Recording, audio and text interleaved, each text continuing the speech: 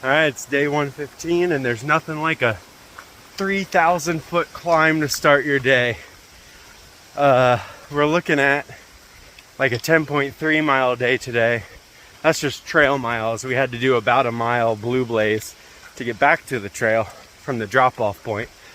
But probably got on trail a little bit before 7. I didn't really look at the time. It is 7:34 right now. And we've done about 1,000 feet of this like 3,400 foot climb. And then there's more climbing to do today, of course. This first climb just levels out for a bit and then we keep going up. The mountains just keep going up and it's about to get super steep here soon. So I need to make this relatively quick. Stayed at the Notch Hostel last night. It was fun. Got my new poles. They feel great. At the outfitter I ran into Bob and Pink Flops. They're behind though. They got picked up at another road crossing and stayed at a different place. But they're kind of closing the gap. They're gonna do a slack pack today. Lizard was at the Notch Hostel as well, but she is zeroing, waiting on I think either her mom or someone who's gonna come support her on some slack packs. I wish I was slack packing the whites because this is rough, but I don't want to spend extra money to do it or lose my group. Shorts is actually moving on. He's doing potentially a 25 today, which is absolutely insane. Because his friend offered him a slack pack through the presidential mountains of the whites for tomorrow. So if he does a huge day today, he'll be able to do a huge slack pack tomorrow. So we'll see. Shelter's probably going to be pretty crowded tonight. A lot of people said they're going there from the Notch. So hoping to get there kind of early and secure a spot because it's supposed to rain this evening. That's all I got for now. So I'll talk to you guys later.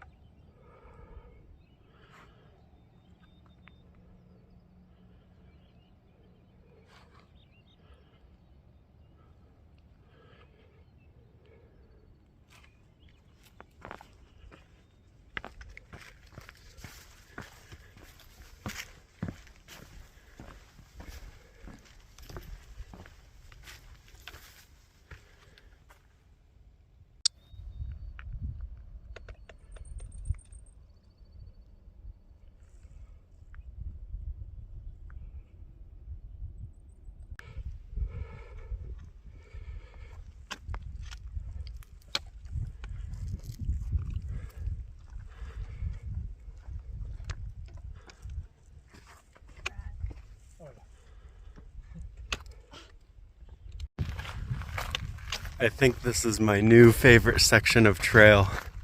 We're on this just open ridge going up to that peak with a 360 all around us. I know I'm taking a lot of videos of the same view, but it's just awesome.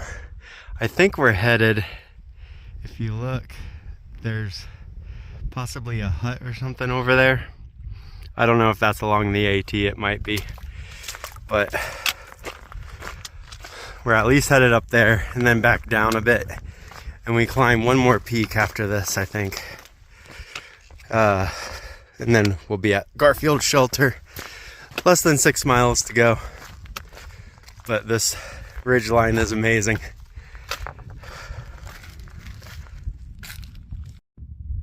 Well, I made it to the top of the peak you could see, and there's another one. Just keeps going. It's pretty awesome.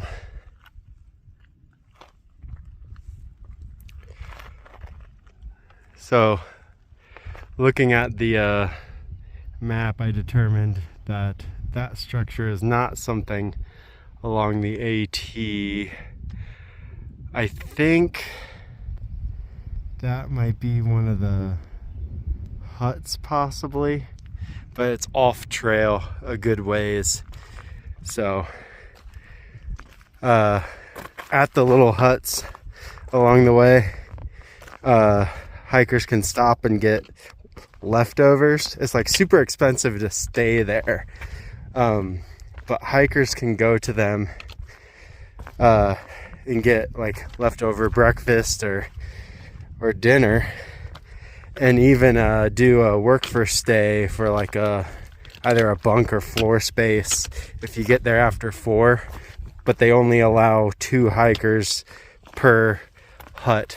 So our group is currently without shorts 4 people, so our timeline for the whites doesn't really include stopping at huts at the end of our days, but we will go by some that are right off trail or right on trail for like the morning time, so we might be able to get breakfast. We passed one the other day, and me, Shorts, and Roadrunner yesterday got some leftover oatmeal that they had out. So,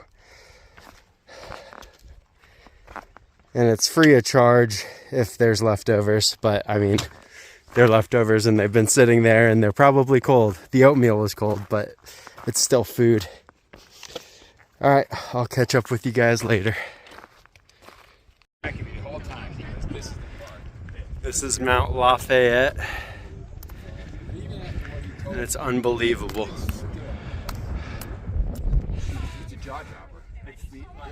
There's Spook and Roadrunner, and then a group of, I don't know, weekenders. All right, who wants a snack?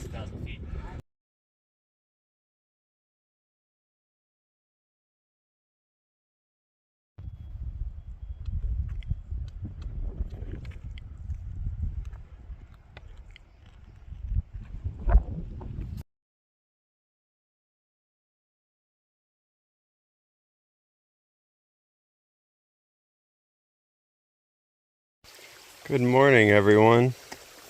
We are scaling down a stream. All right, it's the morning of day 116. I think I forgot to say Couch to Trail was at the Notch Hostel, and she was at the shelter last night.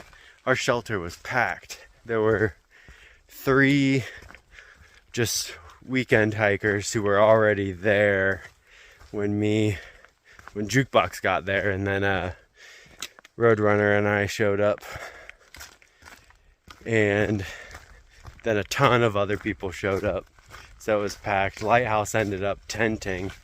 So at these shelters in the whites, they're like, you have to pay. They're maintained by caretakers, and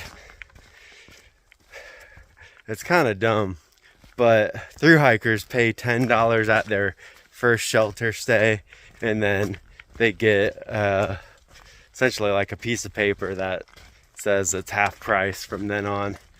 So $5 if you stay at any other shelters, even if you tent. If you tent near the shelters, you have to pay as well. The whites are the only place that do this, so it's weird.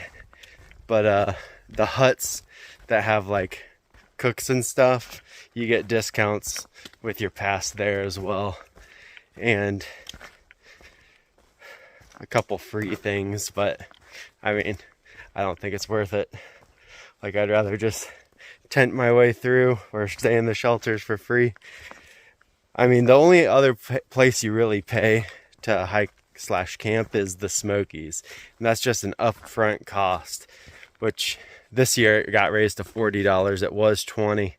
I paid the $20 the day before the price went up, so I just guessed when I would be in and out of the Smokies and bought my pass before I went on trail, February 28th. So we're on our way to Ethan Pond Shelter. There's one hut we'll hit along the way, and I'm going to see if I can get leftover breakfast. We might be too early. I don't think they offer the leftover breakfast until after 9. But you can pay for stuff like coffee and breakfast breads and stuff like that. So I might do that just for some extra calories because these trails are tough. Whoa. All right, I got a steep descent, so I'll talk to you guys later. This should have been a view.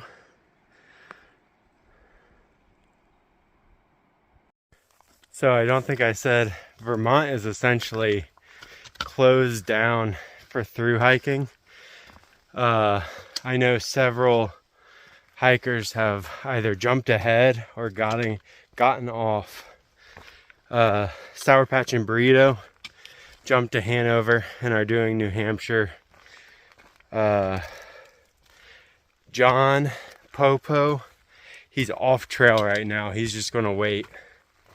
And he said he's gonna try to do trail magic and stuff until the trail and roads get better in Vermont. Hopefully it won't be too long, but that's kind of crazy. All the flood damage and rain damage in Vermont. I am so glad I'm done with it.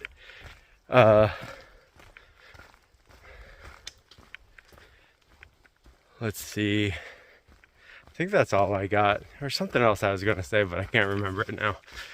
All right, I'll talk to you guys later. I'm almost at the hut.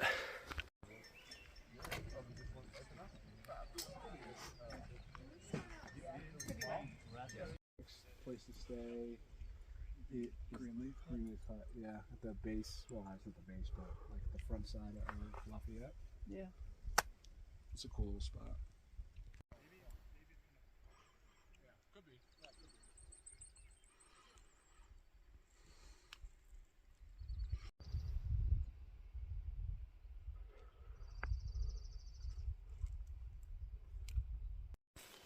So me and Roadrunner stopped at 2 huts today.